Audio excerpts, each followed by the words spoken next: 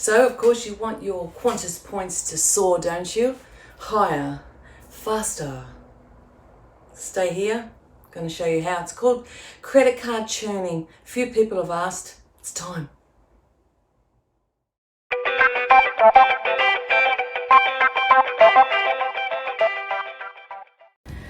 So I'll start with telling you that I am not a professional money person. I'm not a finance advisor, I'm not a broker, I'm not a banker, I'm not anything close to it, I'm not an accountant.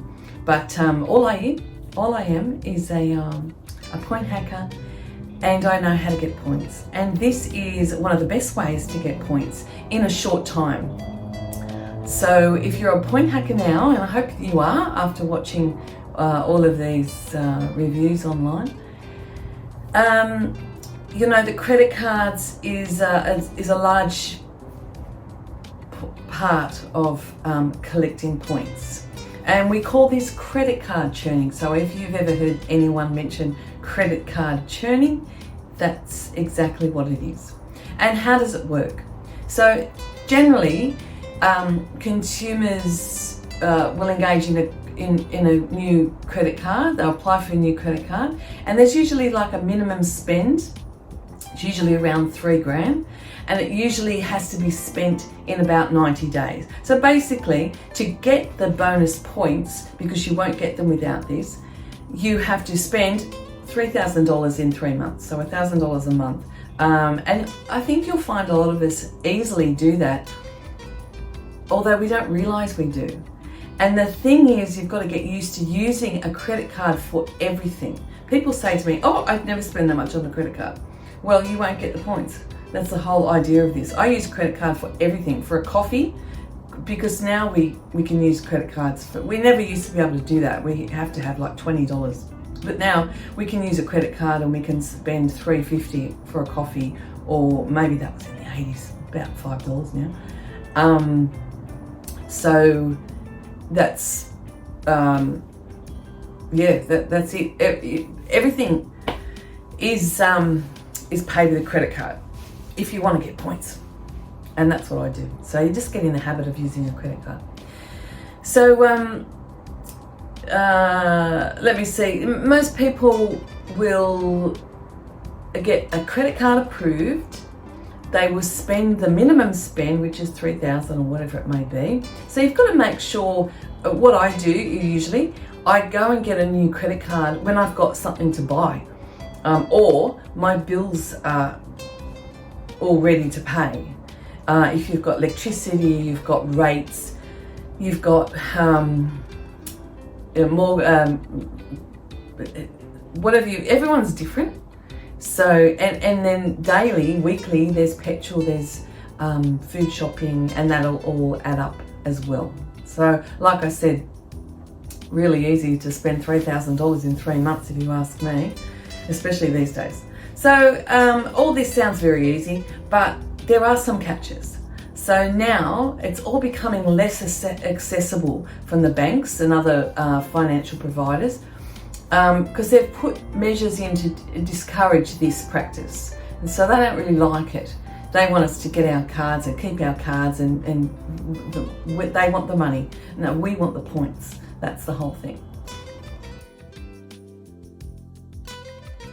So basically what I'm saying, credit card churning is the process of opening a card and getting, and for the sole purpose of getting bonus points. Is, well, yeah, if that's the way it is.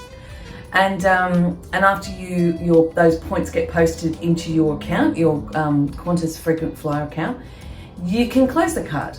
Now, this sounds simple, but it's not that simple. As I said before, they're cutting down on doing this, and the way they're doing that is to not allow you to close the card and get the points until you pay the second year's fee, annual fee, and then after that, when you close a card, if that's done, that's simple, you can't have another card. Some banks are 12 months and some are 18 months. I know Amex is definitely 18 months. So if you open a credit card and then close that Amex, you can't apply for another Amex for 18 months. You can apply for the card and you'll get the card, but you won't be able to get the bonus points because you've got bonus points previously in another Amex card. Now,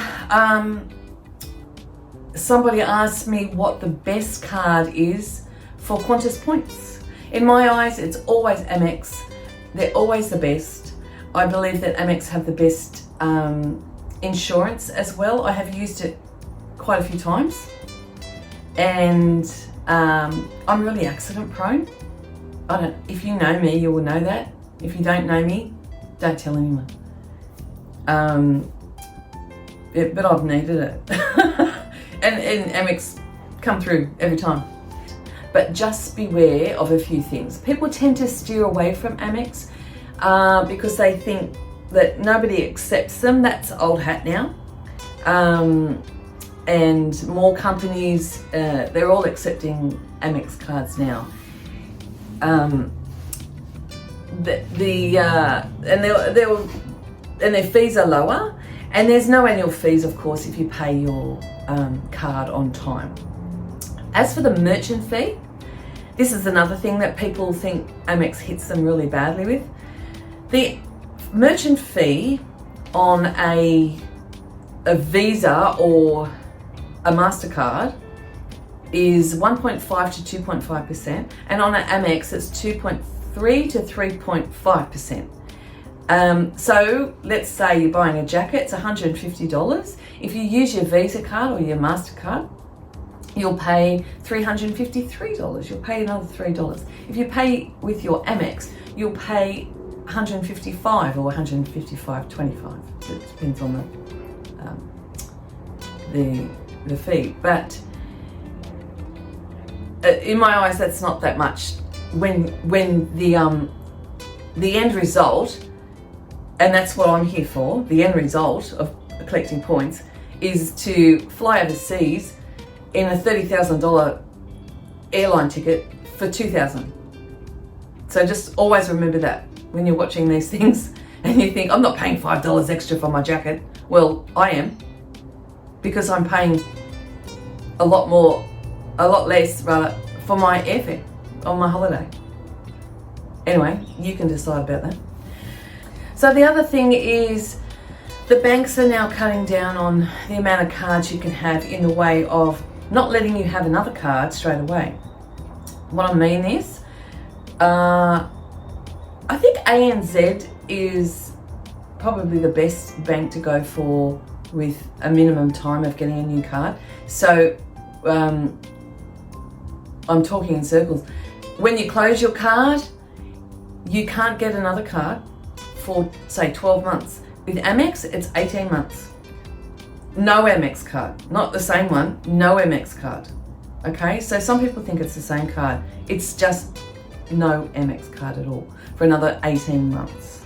So don't expect to have multiple Amex cards and get multiple bonus points through the year. It won't happen.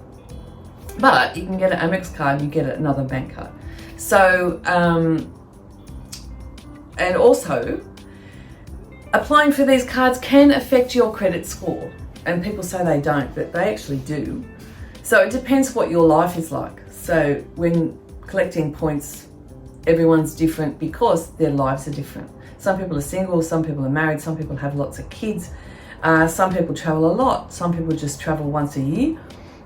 Some people have big mortgages, and some people are paid off or nearly paid off. So that all will change your credit score. And if you have multiple loans with high limits, it's very hard to get cards. Okay? And again, I'm not a banking person, but I'm just telling you from experience, this happens. So hopefully you have a good payment history. And that's another thing that will hold you back from getting a card. So meaning that you don't have any arrears or any bad things with the banks, because they won't give you a credit card. So after saying all that, what are the benefits? So credit card churning is not recommended for several reasons, okay? However, some might argue that there are some advantages depending on the circumstances of each person. So you obviously earn bonus points to increase your rewards points.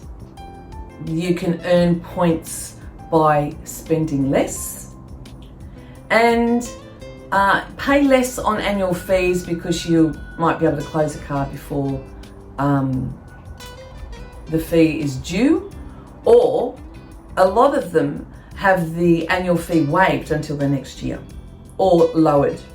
So that's another benefit as well.